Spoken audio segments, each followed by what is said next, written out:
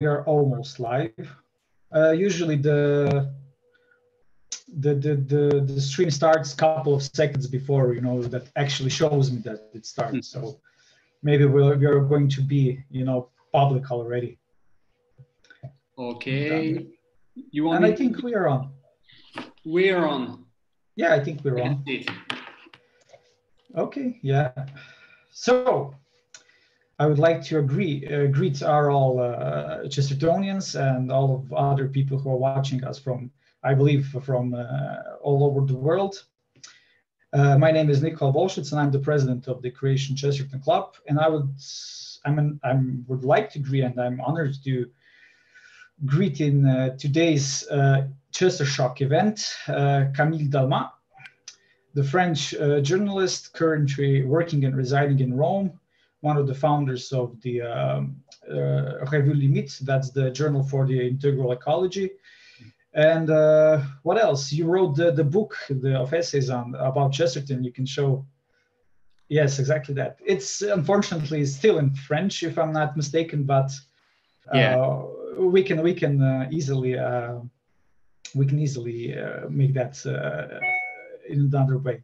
So today we are going to listen, Camille. We are in the middle of our way on our Chester Shock event. So we still have two more events to go. And well, as I said, I'm honored to greet Camille Dalmas today. He's going to talk about a very, let's say, urgent and interesting subject. That's the integral ecology. Let's say, what kind of attitude should a Catholic or a Christian have towards the ecology, toward the created world? And it has an interesting title. It's very Chestertonian. It's growing small. The grass ecology, or ecology of grass, according to Gilberta Keitha Chesterton. As I said, very paradoxical, very interesting, and I think we can learn a lot about Chesterton, about ecology. We can learn a lot about ecology from Chesterton. That's my opinion. But first of all, before I hand you the microphone, Camille, how are you? How is everything in Rome? I'm fine. A lot of work today, but it's a great city. I work a lot on Vatican actuality, so I can tell you that the Pope is okay, and very good. Everything is okay. Today was a very big day because they've opened for the first. It's the first day you can go to the public mass. Wow. So we are saved. Oh, very good. At last. Very good. Yeah, so it's very important day, and I've been in Saint Peter Basilica today, and it's a wonderful place, and it was full of emotions, and everyone is you can feel that the city is very happy to find back its real life. It's of course the life of work, of being with people, all that, but and being with God is very pregnant here. Yeah, you can feel it. So the restrictions are not so harsh anymore. You can feel that. You've got to wear that everywhere if you want. Yeah, but it's less and less restrictive and strict, and I think in maybe 2-3 weeks, it will be like before. If everything is going like that, it will. I hope that it will be that. There might be maybe small things. Small steps, like in ecology, right? Yeah, small. Exactly. By small steps, you're spoiling everything. No problem. I mean, the situation is here also very, very good, and I'm happy. I'm happy that you finally have the mass. I think that's a great thing. Yeah, I think that's very important. Yeah. So, if you don't have anything else to share with us, I mean, if you want to confess, you could, but I mean, the sacrament is a sacrament, so. It's we're going to. I think we're going to leave that to the proper people. Yes, exactly, and to our Lord. So, growing small, grass ecology of Gilbert Keitha Chesterton. Camille, the honor is yours. Thank you. Yes, the honor is mine because I've seen the great work you did with Dale, Mr. Pierce. I don't remember the name of the last one, but I know him with a Polish name. Grabowski. Those guys are amazing, and you did quite a great job. And I'm quite nothing compared to these guys. They're really very modest. No. It's true. I did interview both of them before. I'm quite like you for that. I should be on your side. Okay. So I'm really pleased to speak to all of you today.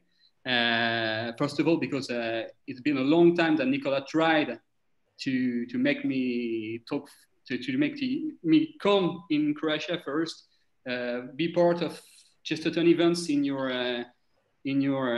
country, and I'm delighted to see that Croatia carries the Chestertonian flag very high in the world. You're very active. I wish in France we had the same energy that you have. As always, it shows that small countries are great. Like Chesterton said, it's just small countries have their own wisdom. Yeah. The Pope will say that we need to talk to the peripheries. I don't know. Peripheries, yeah. Peripheries. Like not to the centers. So I think it's exactly what we need today. Yeah. Stop thinking like the center and let's talk all together from every small region, small countries. And I'm not saying that because of World Cup. I don't care. I don't care about football. And to be perfectly honest, two stars on the jersey is absolutely not important. So don't worry, those stars are not in paradise. So don't. I'm sorry to be French for that, but I think all of us could agree that it's not such a big deal. Yeah. So that's the first reason why I'm very happy to be with you. The second one is because we are talking about Chesterton, who's a very great guy, very important guy for me. Yeah. Very great writer, great thinker, and that means we are going to have a good time, because every time we talk about Chesterton, there's love and very deep thinking. So I'm really happy about that too. And the last reason is that subject, because when Nikola asked me about this presentation, I had no idea, but I've just read about a small quote of Iris' impression that I will really read to you later.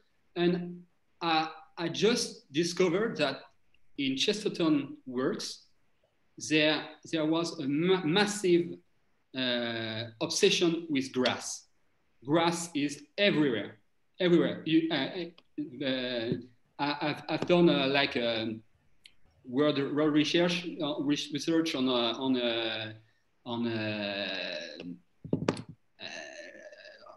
the web, and in every work of Chesterton there's the word grass everywhere. So I think it's for me it's a kind of mystery. When I say to you I want to talk about grass, I knew that growing small was a good idea, because what is growing small? Grass. And what is growing small? Growing small is a very important thing, like a way to think in Chesterton work. But I had no idea what was the path from grass to maybe ecology, and maybe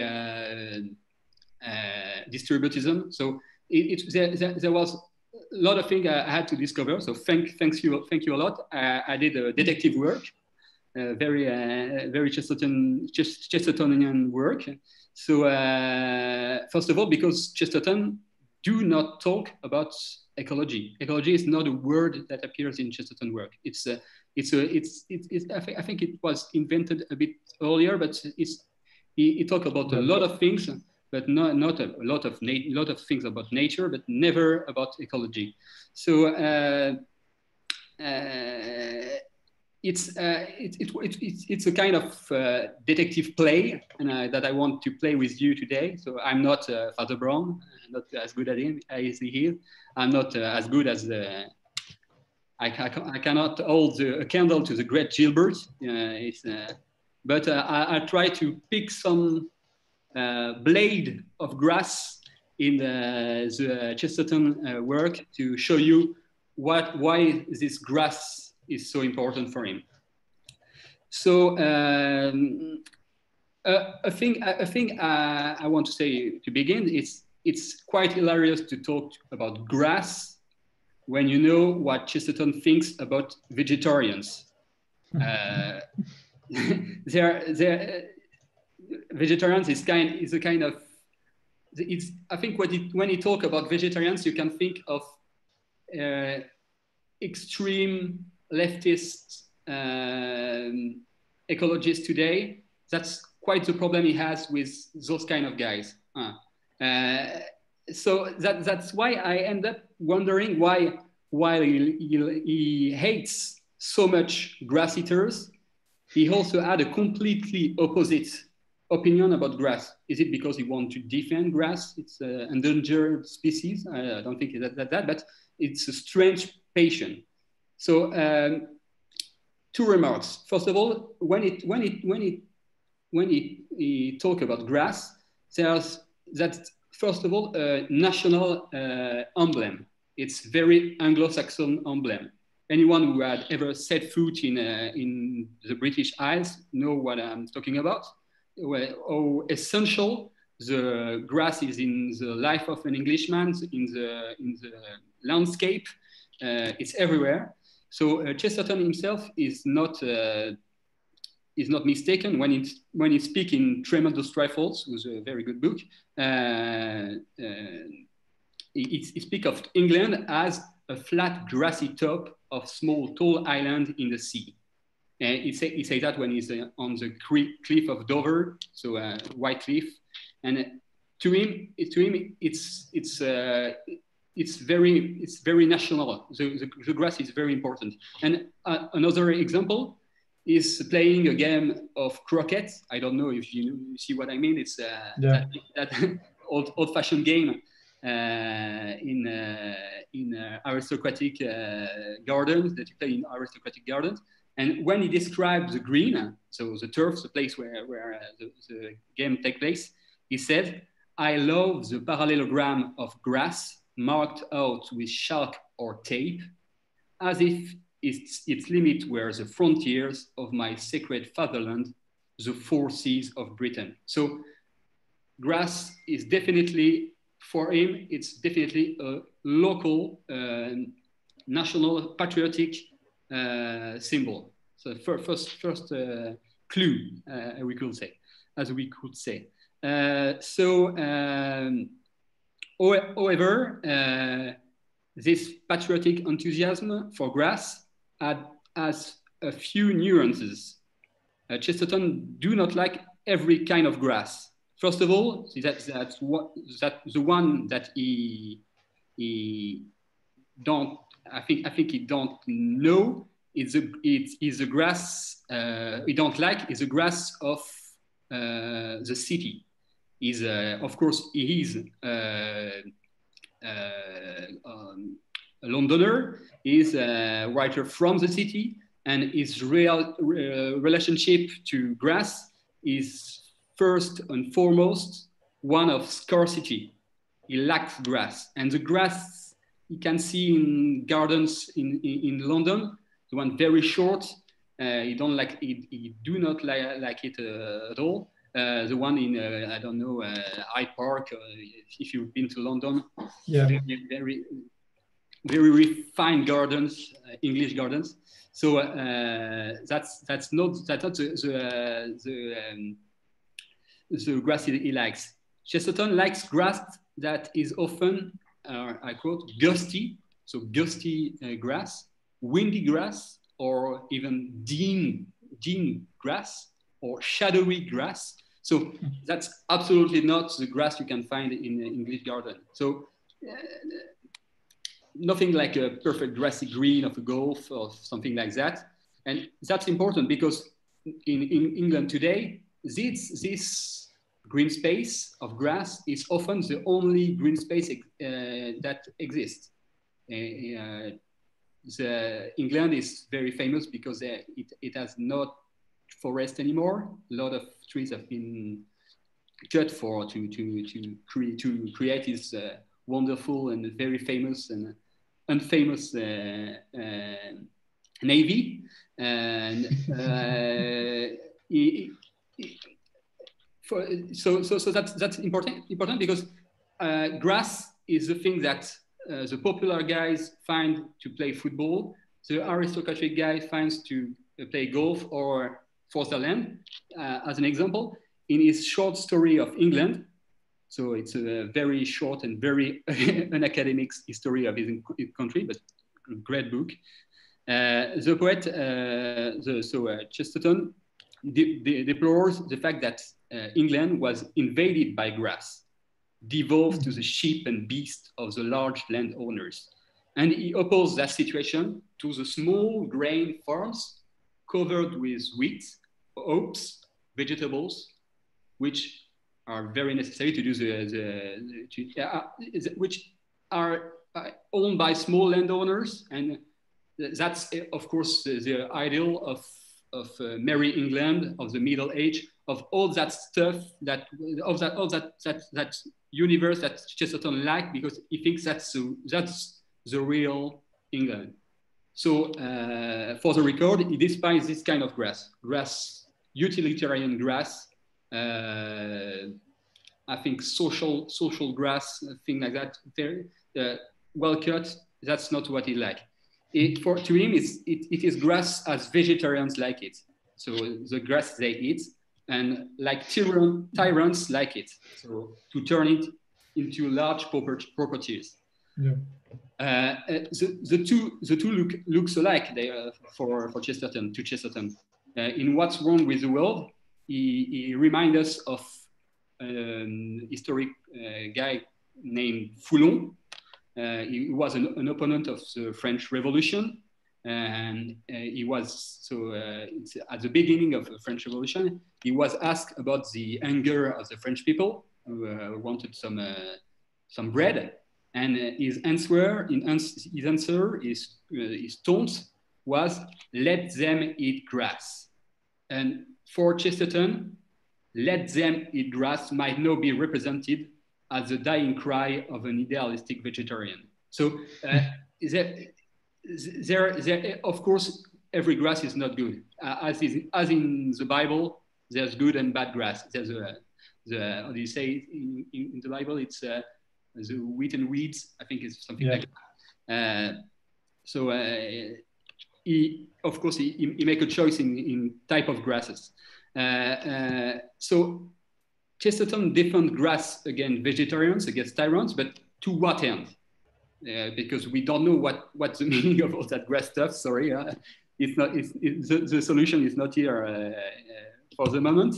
But in The Man Who Was Thursday, one of Chesterton's best novel, the hero Gabriel Sam give us another clue.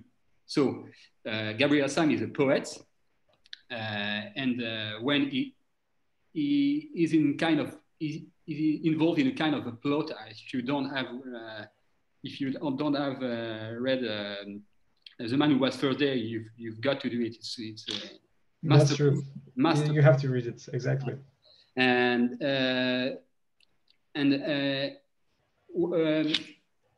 one of the conspirators that are working with Gabriel Sam want to have a password And they say we've got to find a word that everybody likes because we are going to say it a lot. So the hero Gabriel Syme said the one of his favorite word is lush. And he had, this adjective is particularly suitable for describing grass. So it is easy to guess that Chesterton likes this word too because it's his hero.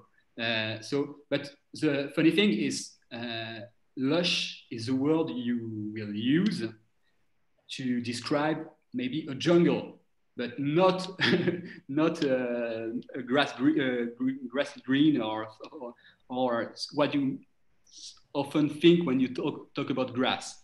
So this adjective is not particularly suitable for grass if you in the first way, but it's easy to guess why Chesterton likes this word.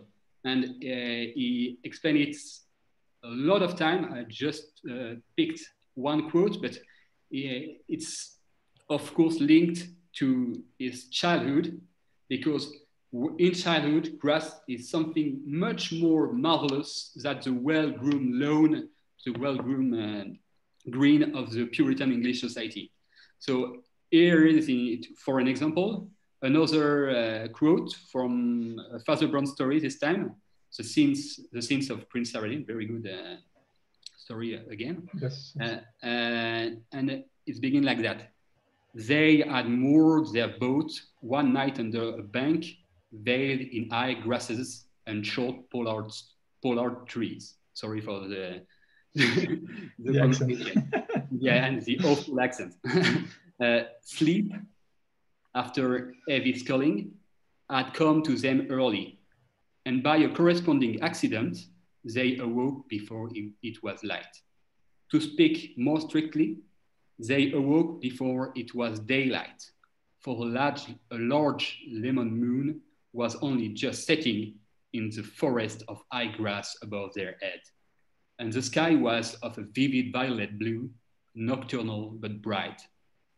Both men are simultaneously a reminiscence of childhood, of the elfin and adventurous time when tall weeds close over like roots. So Chesterton tells us that in the world of fairies, in the world of childhood, we know in the ancient world, we know how to look at grass like something very, very much more amazing that we commonly define it. Okay. So for Chesterton, grass is it's a symbol. Again, it's the land of fairies, a place where we no longer look at because we have lost our ability to marvel at the beauty of the world. So it's of course a way of describe. It's of course a kind of clue of the way of Chesterton want us to act with nature, but it's more than that. What he says is we prefer to marvel at the beauty of the world transformed and trivialized by man, like a very, very fine grass. That's always the same example, sorry, but very, very fine English garden, but not at the gusty, shadowy, I don't remember the other, windy blade of grasses that appears everywhere when you're in another kind of nature. And this symbol for him, he also make it a symbol of small again big, as in a small nation. And the small nation that English people know the best, I think, is Ireland. There's just small island just next to them that they colonized. So Chesterton, who really loved Irish people, went during the First World War in it to try He went to try to make them come and fight with him against the Germans, because he was really against the Germans. Chesterton hates Berlin. And in this book, it's called Irish Impression, he says, any attack on it, he's talking, of course, about Ireland and of the profound nature of Ireland. Any attack on it is like an attempt to abolish grass, which is not only the symbol of it in the old national song, but it is a very true symbol of it in any new philosophic history. A symbol of its equality, its ubiquity, its multiplicity, and its mighty power to return. To fight against grass is to fight against God. We can only so mismanage our own city and our own citizenship that the grass grows in our own streets. And even then, it is all streets that will be dead, and the grass will still be alive. So I love it. That's the quote I thought the first time, but I love this quote because it says so many things about Chesterton. And so many things you think you can use. It's common in Chesterton works to use one quote to explain all the work of Chesterton. It's it's very rich. So what Chesterton says here first, it's that there is a deep relation of mankind with nature. You cannot disconnect the two. So there the culture, when we say a nation is culture, it's not exactly true for him. It's the culture is a link between nature and God, something like that. I would say it's so for Chesterton, man is not a simple member of the nature or simple something that above nature. Man is part of nature as a guardian. He's a gardener of nature. He must manage it. So as I said in the quote, we can only so mismanage our own city and our own citizenship that the grass grows in our own streets. And it's funny things. I've been in Roma those last days, and there is a very famous place, yard in Roma. It's called Piazza Navona. I don't know if you know this. The famous piazza. That's the famous. And during those last weeks, grass started to grow in Piazza Navona. It was amazing to see, and it's very funny it's exactly the proven description of what Chesterton is saying here. When we mismanage our world, we mismanage nature, and nature will win, because nature, in some way, nature is stronger than us in some way, because we're. I continue. I'm going nowhere. So to manage nature, he must make the man must make a special effort to see and feel the nature around him. So it's the meaning of grass. It's the meaning of every nature place we've got around us. In fact, Chesterton is well aware of the problem of ecology. There was many ecological problems in England at this time. The only thing is he was against a science-only approach of it. In his exclusive scientific approach, ecology today tries to save nature by dominating it. And Chesterton does not say that science of nature is not important at all. No, he says that it does stay. He said that science do not say everything about nature, and above all, it cannot say why nature is so important to us, because it's beautiful, precious for every human being, indeed. So to dominate the grass is an absurdity for Chesterton, as as it is to come back to this quote, as it's absolutely stupid for English people to try to dominate Irish people, because it's not part of them. So it's not a nature they can see. They don't understand it. So Chesterton does so. Well, to come back, he said that Chesterton say that we need more than a scientific approach. We need where am I? We need something a way that is not about domination of the grass. It's not about domination of nature. It's not a way there is no doubt that Chesterton, as a lover of great natural spaces, of animals, would be ashamed by some stuff that happened today. Well, like a problem with rhinoceros and all that, or a very huge mystery for him, the rhinoceros. But I think he will be ashamed to listen people saying we must save those species because they're endangered species, and we must save those trees and animals because they're an ecosystem. And we must say, I can continue like that. A lot of say all those words, climate change, exactly all that thing.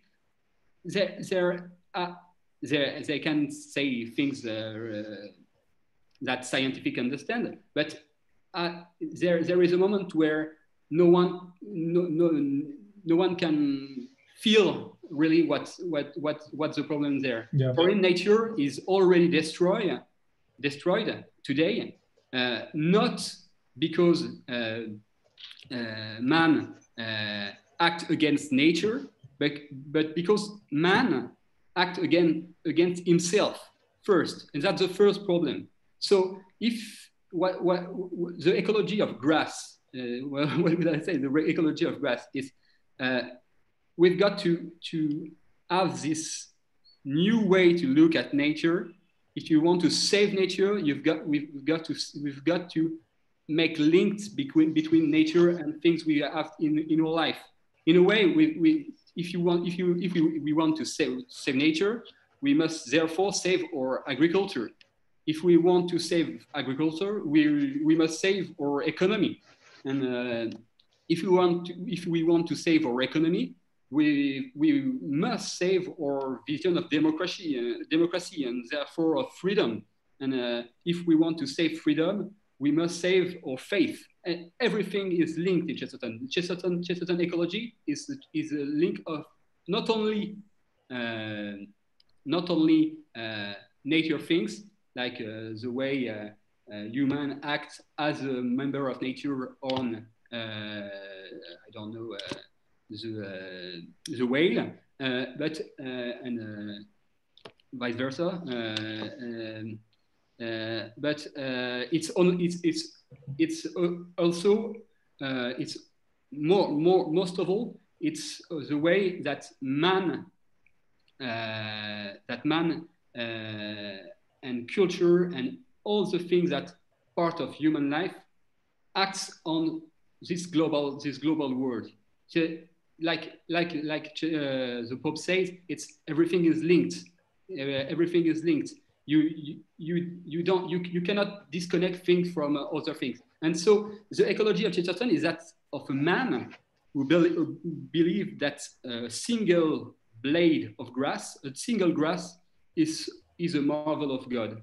So, as he says in Heretics, if a man is sensible enough to think only about the universe, he will think about it in his own individual way. He will keep virgin the secret of God. He will see the grass as no other man can see it, and look at the sun that no man has ever known. So to synthesize a bit quickly, Chesterton has a vision of ecology that is not that of contemporaries. To defend nature is to define its limit for him. It's all fields. We tend to say that nature is a bad way because man persecutes it. So as I said, Chesterton thinks that nature is in trouble because man persecutes himself, that he imposes on himself conditions of life that are boundless, but subject to the disastrous rigor of infinite growth, like infinite loan, like the mathematical one, the statistical one. And on the contrary, Chesterton proposed a model of growth of humanity based on grass. And it's the growth of grass is a growth you can feel under, you cannot feel under your feet, but you should. It's a very powerful growth of lots of small parts growing together. Like it's a kind of way to describe distributism in a way. It's small property, like small blade, and there's a blade, like they can defend themselves. It's I think a wonderful symbol. And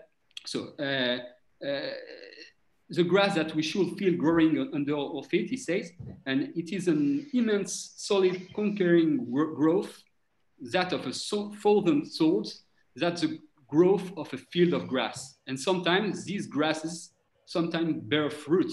It's sometimes the weeds have to be removed, as the Bible teaches. But in the end, what Chesterton is asking is to defend a world in which global economic growth, in which culture, in which economy, in which society growth does not matter, but the slow growth of a single blade of grass does. Here it is. Thank you, Camille. So this is the end, right?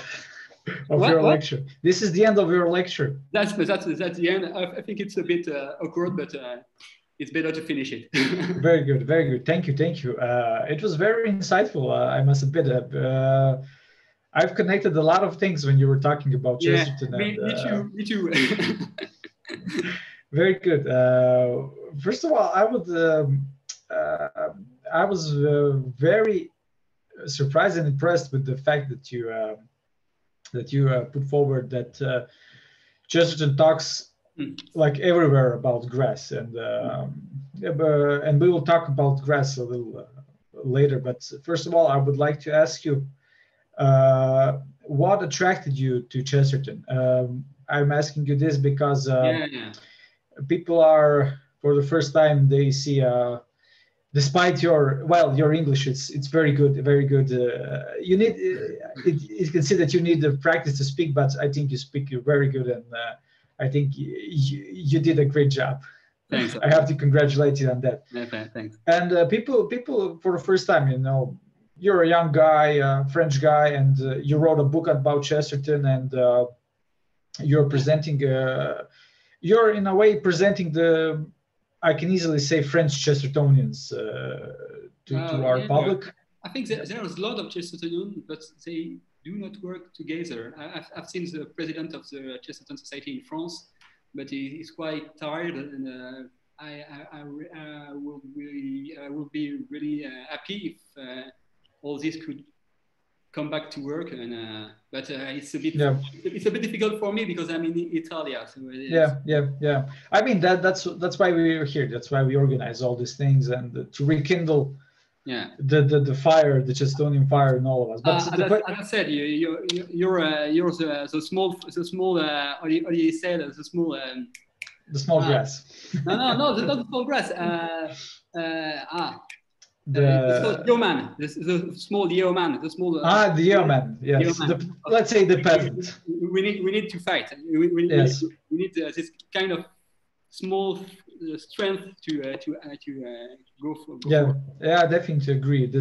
I mean, I believe you're familiar with the word grass movements. Grassrooted. That's basically start small, fight for the small things that are important, and I think that's in a way connected to saying Petite Thérèse.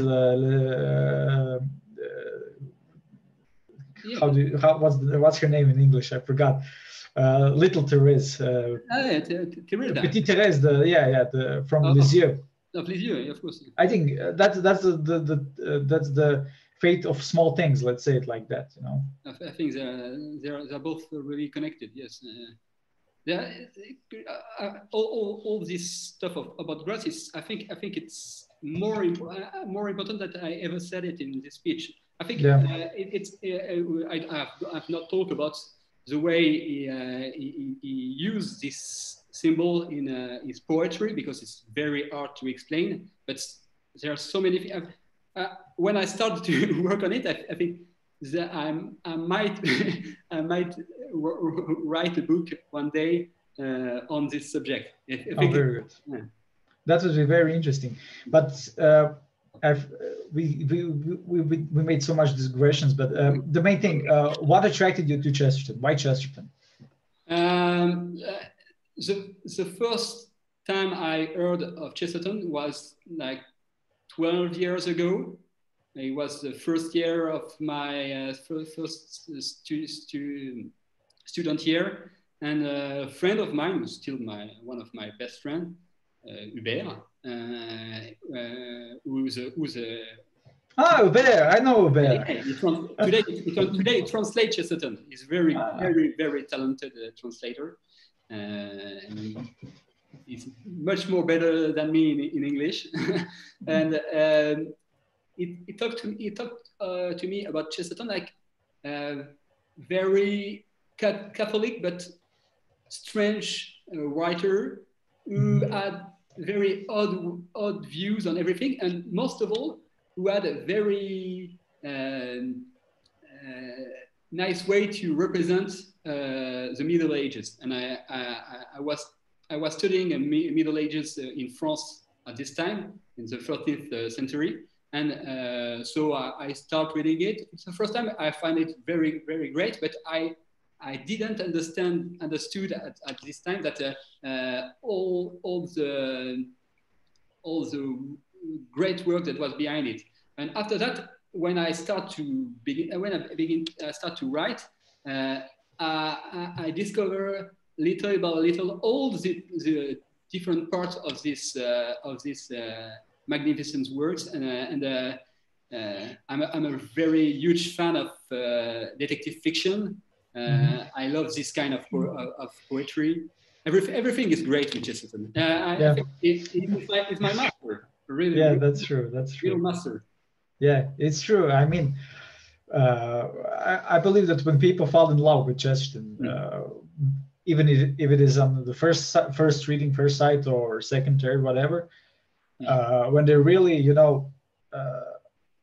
when they really start to understand him and see him, it's just like you're caught on fire. It's like and it's a game, because I think the most amazing thing about Chesterton is that it's most of all a way of thinking and of writing, of course, but a way of thinking.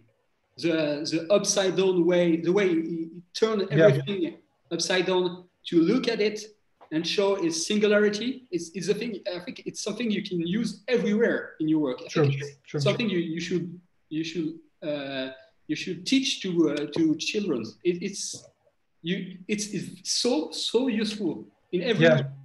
You can yes, exactly what you say. You can apply it basically in wherever you are, in whatever field. Is it literature, economy, theology, arts, like everywhere? Yeah, because I think it's more, Chesterton is not the people, it's the kind of people who tell you must think like that. Yeah. It's look at that thing. Look at that thing, return it. It's odd. It's not the same thing. Like okay, a bit odd. Exactly. But you can look at me in a very different way, like this. Exactly. Upside down. So all characters of Chesterton do like that. Yeah. So Chesterton in all these works he do like that, and I think it's a very great way to find a new interest in life in a certain way. Yeah, I agree. That's practically something similar your great friend said, Fabrice Judge. Yeah. In one of his interviews he said exactly this thing about Chesterton.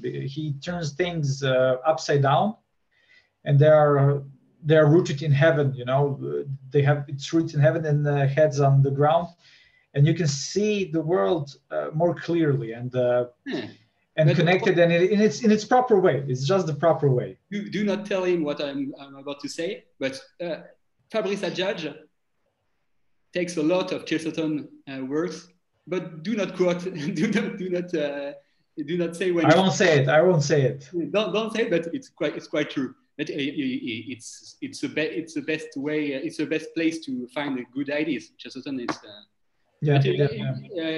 Fabrice really understood that. I agree with you. I mean, Chesterton is like a spiritual father. I think we can easily say that. He really learns to think. But I would like to return to the grass. You mentioned that for Chesterton, grass has this, it's a symbol of homeland, patriotism in a way. And the second thing that grass, he likes this multitude of grass, the splendor of grass,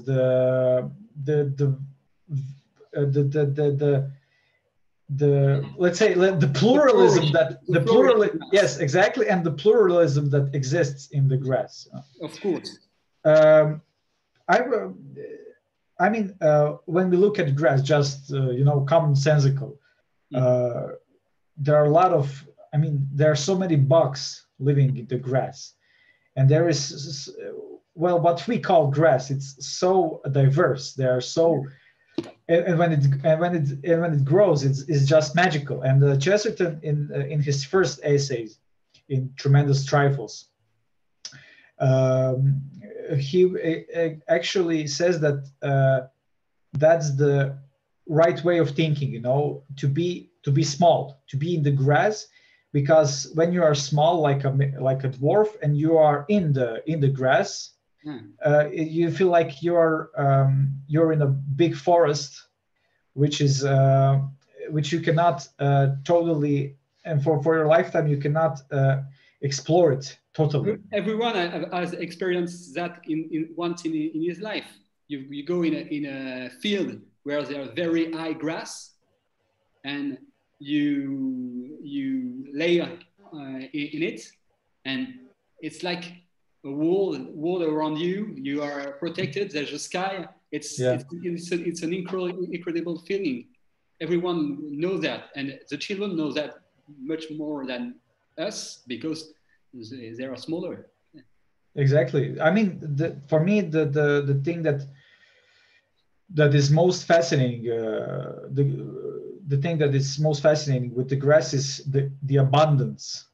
It's just so rich with life, and it's big. And I think we can come here much more closer to St. Thomas Aquinas. He speaks, I cannot remember the word, but he says that we can connect this with the grass. When you are contemplating, watching the nature, watching the creation, we wake up in ourselves this feeling, this feeling for gentleness, and this need, this feeling for justice. And this is, and just to connect this with what you said at the end, to change this the approach. That's great, because I think that's actually exactly it. And in a way, it's a connection you can make also with Assisi, how do you say, Saint Francis? Saint Francis. Yeah. Because in the end, there is this marvelous image where Saint Francis is lying down naked in the grass and welcoming God. It's I think you think exactly the same attitude he talks about. Like in Chesterton, I think when he explains this very peculiar moment, he said that in some way he had the grace of dying like a child. I think he says that. I had to verify it. We'll verify it together. Yeah. And I think that this is this is actually, you know, like in Plato, in his academy, there was this sign that you cannot enter and learn philosophy if you haven't learned mathematics before, you know. But I think we can say that you cannot learn philosophy, theology, life as itself if you haven't see everything in a poetical way, you know. Yeah, it's a really poetical experience.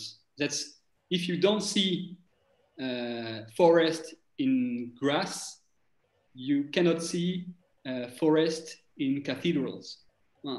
If you cannot understand the meaning, the great meaning of cathedrals, because they are kind of forest in a way. Yes, exactly. Gothic one now. So of course you and if you want to understand the theology, you've got to understand the Bible, is full of nature nature subjects, and you will miss everything. Exactly. And what do you think? What do you say? Should this scientific approach, this strictly economical view on not just our daily life, but also on this ecological problem, should it be changed with this poetical approach? I think Chesterton say that it's I think it's in Heretics. He shows that it's about color. I don't remember exactly but what he says is scientists have to add to their approach the poetic way. They have to understand that the green, the way the reason why we call grass green is not only because of the light reflection, and it has a more mental influence in every aspect of the human life that science cannot explain, and even linguistic cannot explain. It's more than that. It's their ideals, their symbol, their forest of human and I think God symbol in everything. You've got just to take time to look at them. Like what Chesterton said, that you can find the cross of Christ everywhere in the world. You just have to look at it. So be more patient, take more time to look at the world and look at it, because it's marvelous. Everything is, if you look at it with attention, you will find it. Return it. It's a good way to find its marvelous side. But yeah, that's it. I think that's a sacramental approach to the created world, and exactly. Especially as I mentioned that Thomas Aquinas said that if we are going to watch nature, we are going to. There's this feeling of gentleness and justice is going to be woken up in us. And I mean, when you are in this way, when you start to see creation, everything changes. You have you'll cherish the world as it is, and because God created it. Yeah, because Aquinas, what Aquinas says is that there is not natural morality in the man in himself. So if he look deep inside him, he can see the problem of original sin, but he can also see that he has been made by God, and so he is part of his creation, and so in a way is marvelous and full of what God can create. So it's and moral is a part of it. Yeah, exactly. Well, I think we will naturally arrive to the question: what inspired you guys? You're one of the founders of the the magazine limits. Limit, yeah. That would basically means boundaries or limitation. Limitation. So yeah. So what exactly? So what basically inspired you to? When did you start, and why did you start the magazine? I'll try to do it quickly. The journal promotes integral ecology. It was created 5 years ago, a bit less, and it was created after the huge mobs in France against the homosexual marriage. And what we found at this time is that the question of ecology was important in this case. That the reason why we were so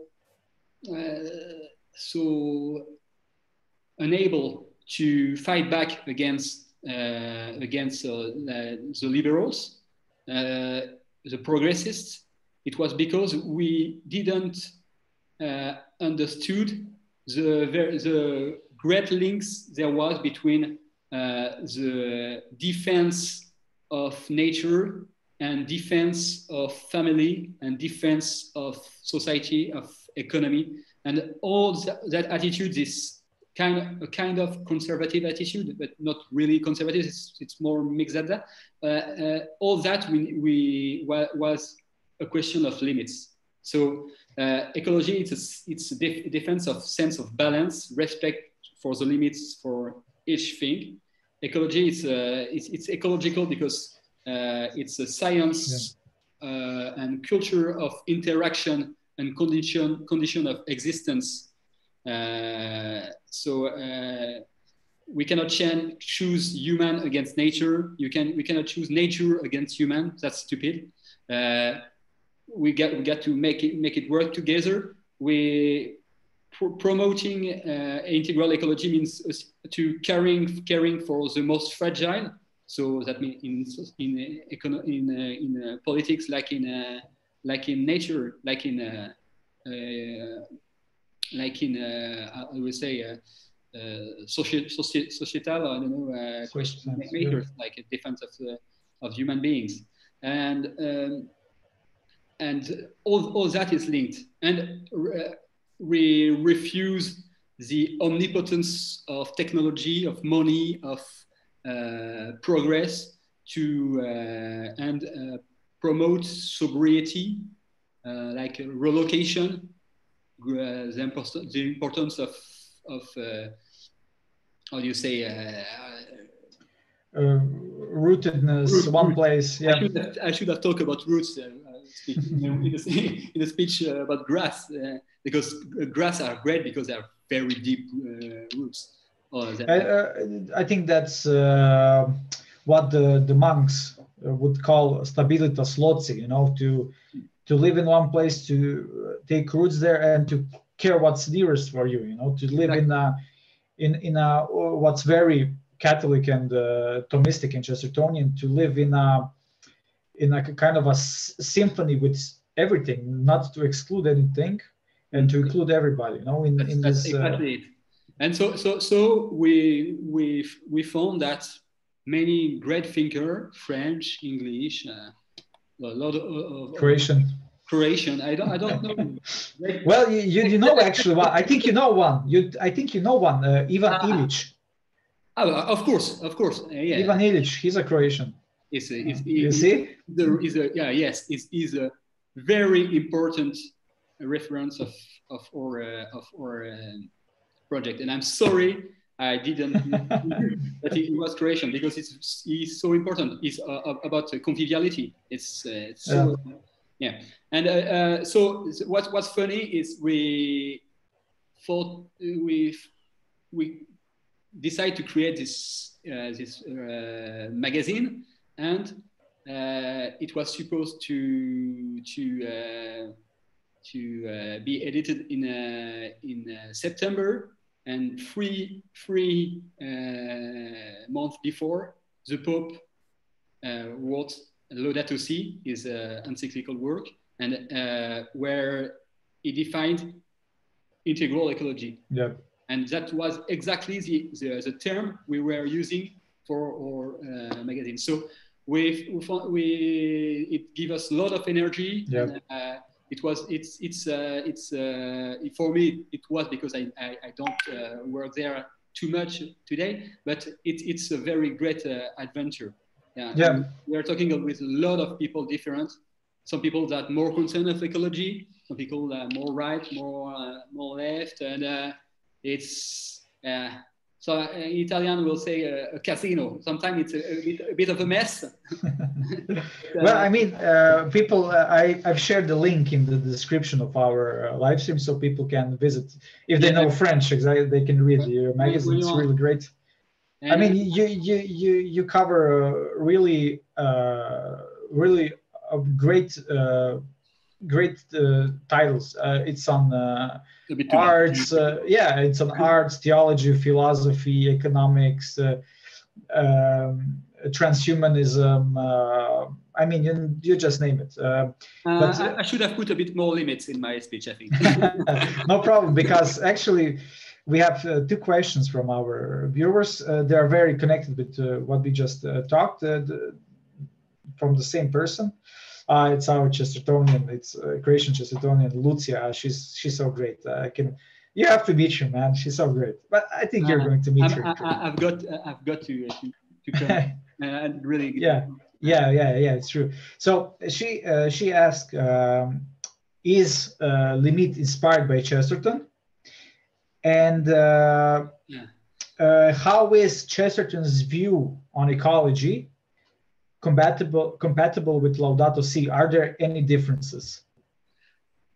I think Chesterton is Laudato Si is absolutely compatible with Chesterton. I think if you look at it with a lot of measure and look at exactly what the Pope say, and if you take time to understand Chesterton the way he think about nature, I think everything is connected. Like this sentence, everything is connected. You can find it in Chesterton. You can find it in Laudato Si. And for limits, Chesterton is the only thinker of an economic alternative. We have no other major thinker that are purely in the limit credo, I'll say. So he's very important for that. He's important for all other things. Because as an ecologist, I think it's less important than other thinkers. But I think if you take Chesterton, if you take Bernanos, if you take a thinker like, of course, Simone Weil, you have the galaxy of thinkers that we are much concerned about and that help us all the time. Yes. So Chesterton is part of your pantheon, right? The god, the pantheon. Where all the gods are. Yeah. It's. But we won't make him. He's no god. He's only a saint. So I think that's enough. I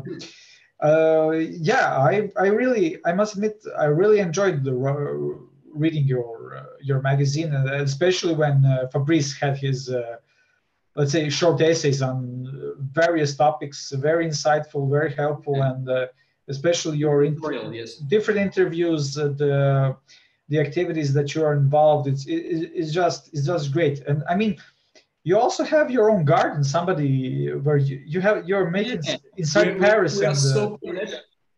We work with an agent, publishing house who has a garden, and it's they've got the small garden, and we. I don't work there at all, but Paul who's the kind of boss of Limit, make grow tomatoes There is a very beautiful grass too, I think. Oh, very good. So, but you all enjoyed the fruits of the garden. I hope so. I hope so. Yeah, I tasted it. It was good. But we're just next to a railway of a major station in. Maybe you're talking about Dorothy. So that's what. No. That's another thing. Dorothy. But it's kind of other initiatives that happened in France, and that's small. You're talking about the cafe called the Dorothy, right? Yeah, the Dorothy. That was opened in Paris. A cafe and a place where you can do artisan. How do you say? Crafts, sewing, stitching. Teach to do things with your hands, and it's a place of meetings and discussion. It's very very nice place, and we've got to do more things like that, more and more small things like that. And one day it will be great. And I think that we perfectly connected with our next question, and I think we're going to approach to the end very soon because we talked a lot today. Sorry. But, no problem. I mean, no problem. No. We both talked a lot. So actually, it's connected with agriculture and gardens. One viewer is asking, do you believe Chesterton would have some thoughts on modern agriculture? I know the grass is more of a matter of decorative gardens, but I was thinking along the lines of real gardens that grow food. So basically, this is about distributism and how the importance of agriculture. I think I get it.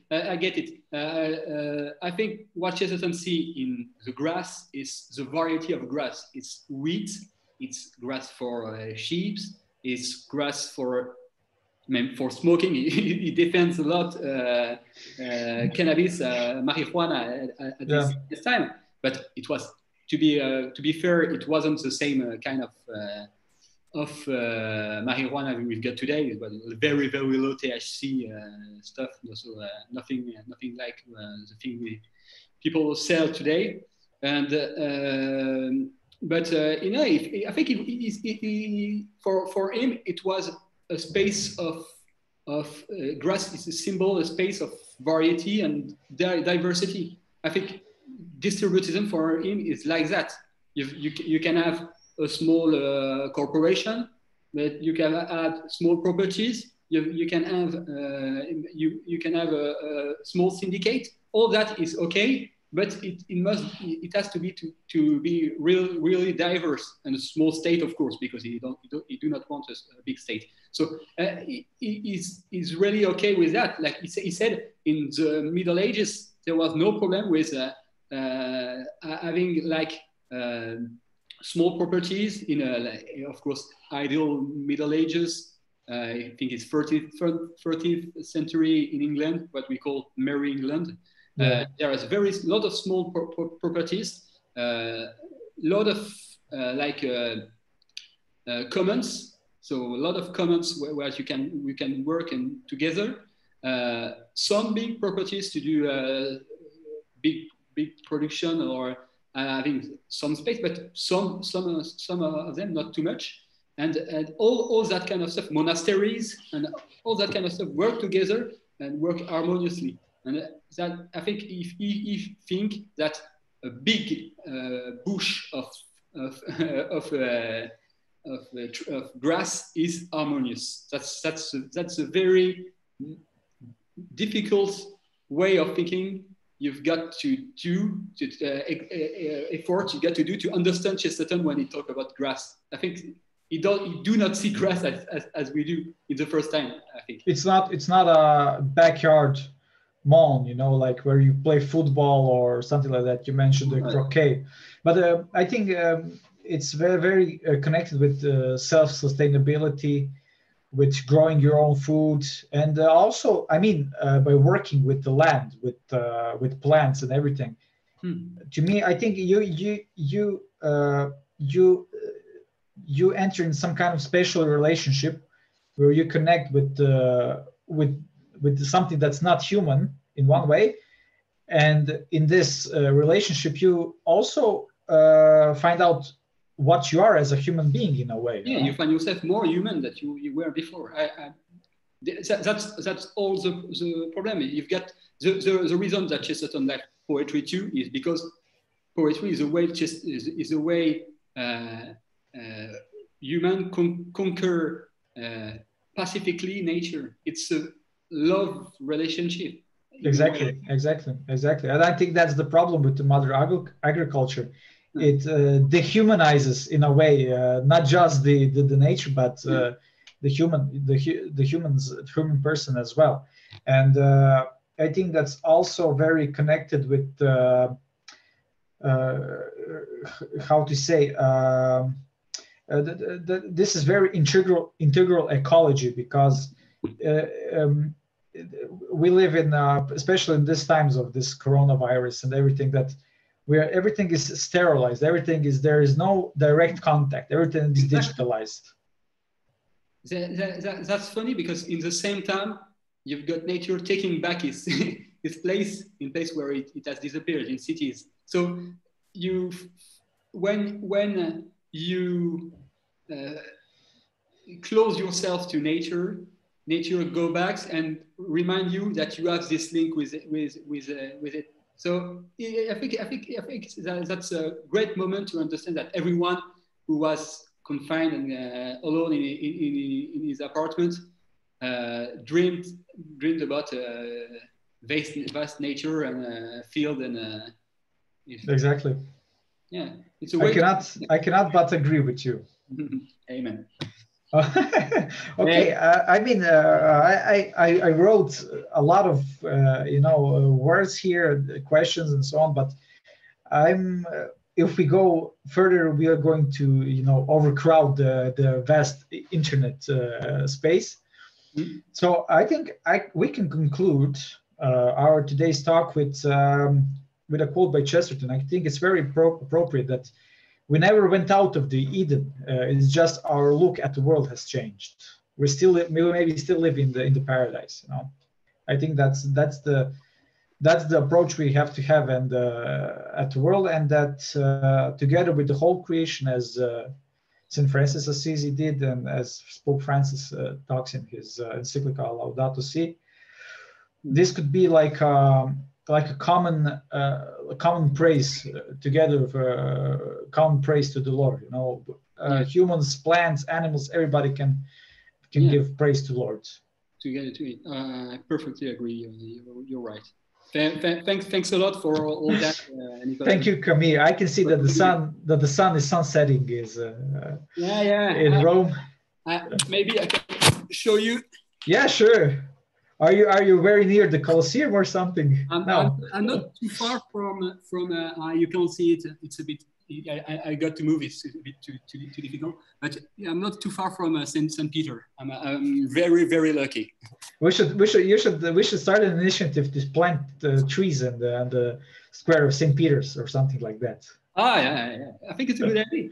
But, sure. Why not? Yeah. So that said, fellow Chestertonians, if you come in Rome, you've got to call me. You're much invited if you need a place to sleep in. No problem. Just call me. Ask Nikola, and I will be so glad to have you. I mean, we're going to be there. Marco Sirmarini is our great friend. He's from Italy. Yeah, so of course. He's a grande. He's really a great guy. And at this end, we can only say that we should start to look at the world in a different way, in a more poetical way, to really fall in love with the created world, and ultimately to not just love the created world, but love our brothers and sisters and God above everything else. Thank you, Camille, for this. It was a very interesting, and I really liked your lecture. Mm-hmm. Thank you for your English. I would do it in French, but then I would have to subtitle you, and it would take time, and not many people will watch it. We will try. One day we will try. Why not? I like that. And the next time I will do it in Croatian. that That would be very interesting to see a French guy speaking Croatian. I've got to try. But why not? You can practice with Arnaud. I think he would like that. Yeah. So Camille, thank you so much. Send our love and regards to all the Limit crew. Yeah. Sure. Keep the limits when you see them, and God bless you. I'll still have some messages to our viewers. You can stay if you want. If you have a work to do, you can go. But I will go on YouTube to see you. Yeah, sure. You can log out and you can watch me. See, bye and thank you so much for this. Thanks a lot. Merci beaucoup. Dieu vous bénisse. Yeah. Salut. Thank you. Also. Yeah. So, dear viewers, what's left of us. Thank you for watching us. This was another lecture in our Chester Shock Festival. This next lecture is on Thursday at 7 p.m. Don't Deutsch, it's in Croatian. You can follow us on our social medias, Facebook, Gilbert.hr. You can donate us, you can buy some you can donate us and you'll receive some very nice gifts. You can help us by that way and promotes and what we are doing. I think it's very worth, and it can be even bigger if you join us in one or the other way. On our YouTube channel, you'll find other videos connected to integral ecology. So there are different lectures, 2 lectures I think that we had on the first Chesterton Festival and the second. And join us on Thursday. Don't Deutsch. The subject is, it's going to be in Croatian, not in English. It's on coronavirus, this corona crisis. Is this this culture of contraception or sterilization on its peak? Are we going to be more human? Our relationship are going to be more direct, or are going to be more going to be more separated and let's say different in every way? So thank you for being with us. Please donate us, follow us on our social medias, and see you on Thursday. God bless you and bye bye.